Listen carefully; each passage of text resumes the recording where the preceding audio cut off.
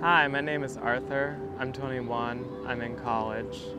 And I'm going to talk a little bit about my experiences with depression. Depression definitely runs in my family. I would say that my mother struggles with depression and my father struggles with depression. That environment really kind of allowed my own struggles with being depressed manifest themselves. I just always remember looking out of windows and wishing that I could just fly away. Well, my father always said depression was a very serious condition in our family, but he was always of the discipline that depression is something that you combat with your own inner strength.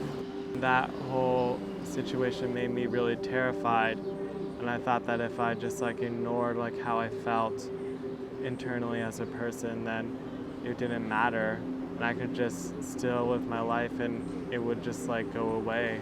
But then I went to school and I finally got out of my home, and I was finally kind of in a point where I was free enough to kind of make the choices that I wanted to make. I found that even though I was studying things that really fulfilled me and with people who I could really relate to, I still didn't feel content, and it felt completely out of my control. And that's when I really knew that if I didn't deal with it, it was going to take over my life.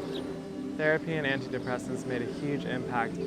I went from a place where I didn't know how I was going to feel from any given day to always being at least on a very even keel.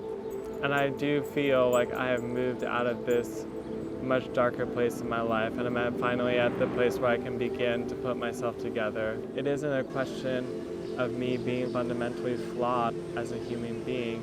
It's just a struggle that I have with my brain chemistry. I can still live a really fulfilling life